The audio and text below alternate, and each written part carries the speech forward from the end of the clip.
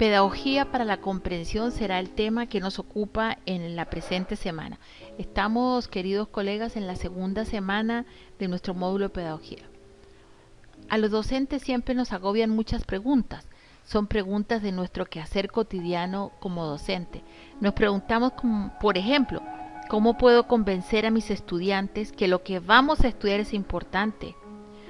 ¿Cómo hago para que mi clase tenga mayor significación, sea más importante para los estudiantes que simplemente pasar el año? ¿O por qué será que mis estudiantes parecen no recordar aquello que ya hemos enseñado en una unidad o en una asignatura anterior? ¿Cómo decido yo qué es lo más importante? Si es que lo tengo que decidir yo, ¿qué es lo más importante que deben aprender mis estudiantes?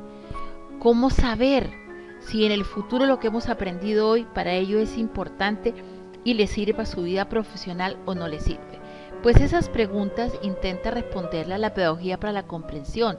Normalmente ustedes lo encontrarán como enseñanza para la comprensión, porque está muy centrado en lo que los docentes deben modificar para trabajar con los estudiantes y que ellos puedan aprender aquello que sea necesario para su vida futura. Entonces se pregunta la enseñanza para la comprensión, ¿qué tópicos, qué temas vale la pena comprender en una asignatura, por ejemplo? ¿Qué de estos tópicos se necesita comprender? ¿Cuáles son importantes, son los clave? ¿Cómo podemos fomentar la comprensión de nuestros estudiantes? ¿Y cómo podemos saber lo que los estudiantes comprendieron? ¿Cómo podemos saber en últimas aquello que aprendieron? Entonces nos preguntamos, ¿qué es la comprensión? La comprensión tiene muchas acepciones, pero realmente recurramos a lo más cotidiano, a lo más común. Decimos que la comprensión es cuando lo que hacemos muestra lo que comprendemos. Si nosotros lo que estamos actuando no se compadece con lo que aprendimos, necesariamente no hay comprensión.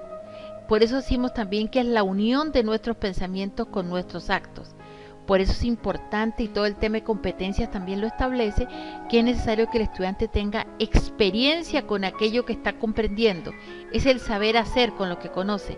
Por eso que decimos también que sin experiencia no puede haber comprensión.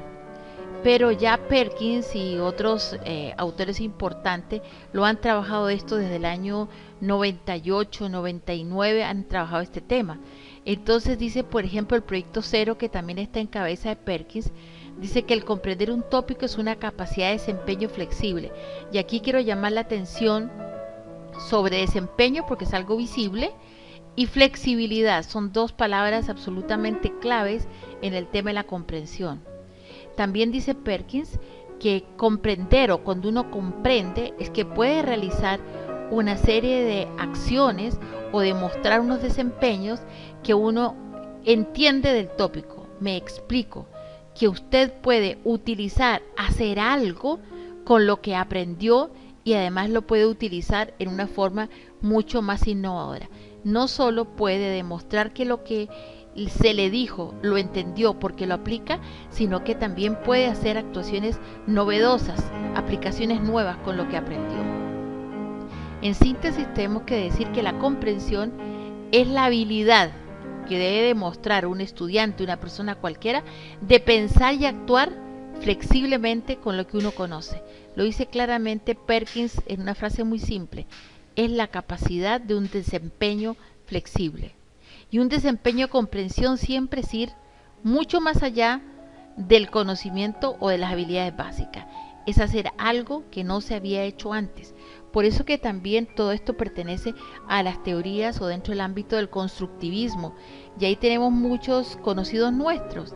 Tenemos también a Vygotsky, que habla de la zona de desarrollo próximo, que justamente ir más allá de lo que es el desempeño tradicional, lo básico, mucho más allá de eso. Lo decía también Brunner. Pero cuando hablamos nosotros de lo necesario de desempeñarse, tenemos que recurrir, aunque sea muy de costado, a un tema.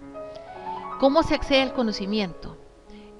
Howard Gardner, el dueño, dijéramos, o el creador de la teoría de las inteligencias múltiples, nos habla de diferentes puertas de entrada al conocimiento. Es como si el conocimiento fuera una habitación, y para poder acceder a esa habitación hay diferentes puertas. Ahora, ¿cuál puerta elige uno para entrar?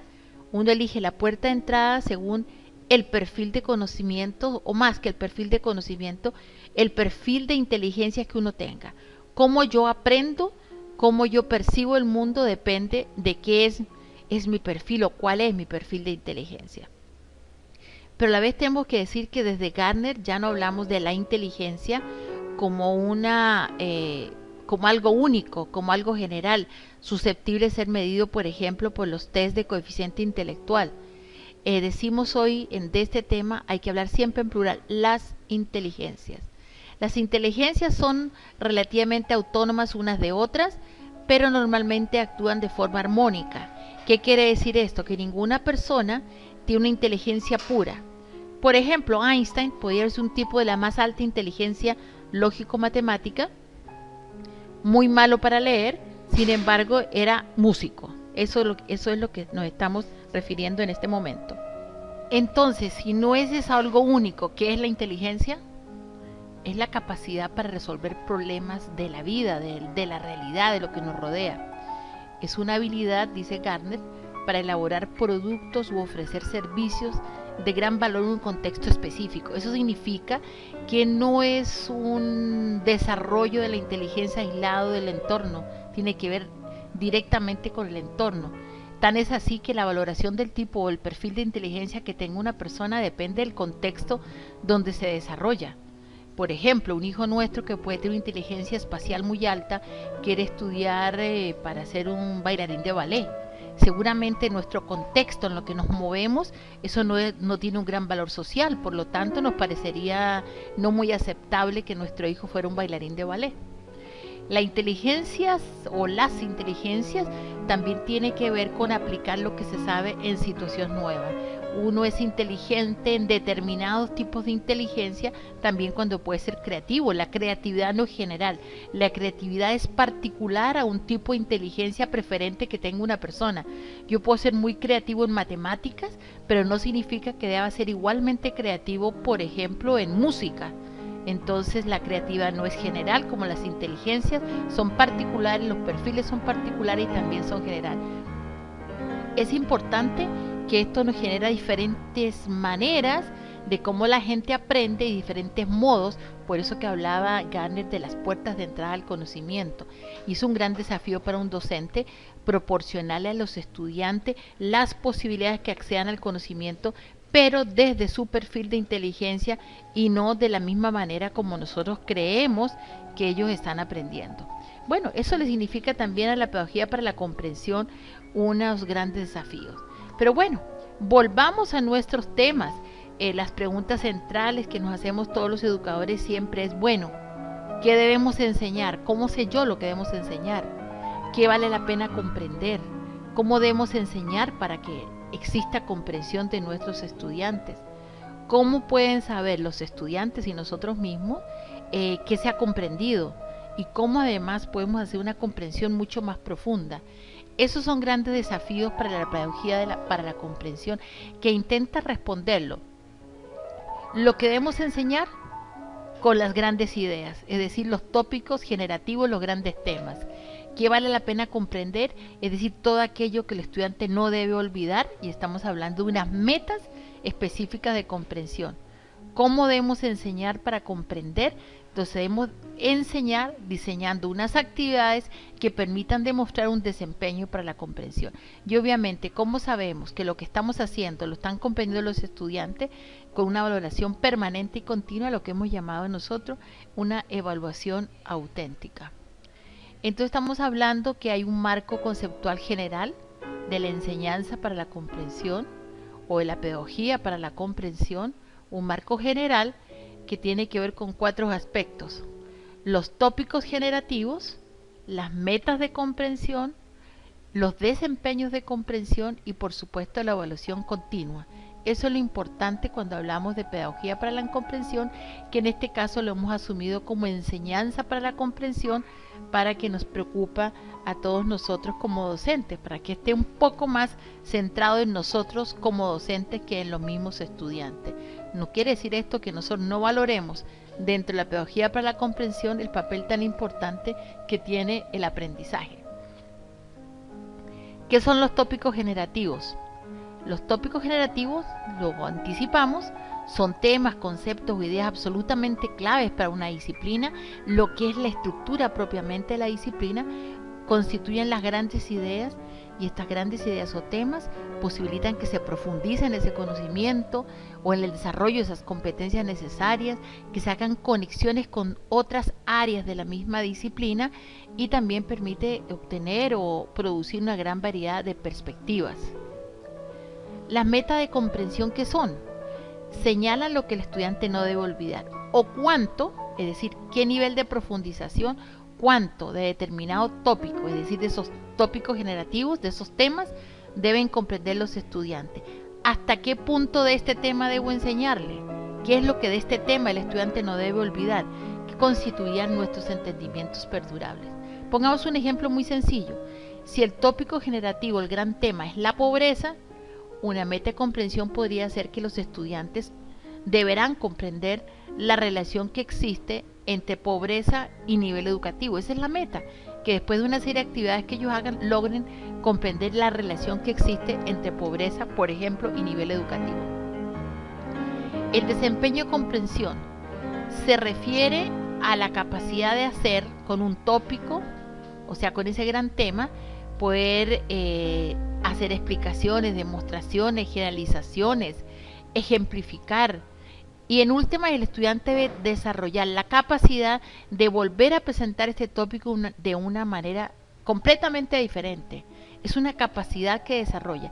Y en ese momento que el estudiante puede hacer eso, puede desarrollar ese tema de manera distinta, puede establecer analogías con otros conocimientos, puede ejemplificar.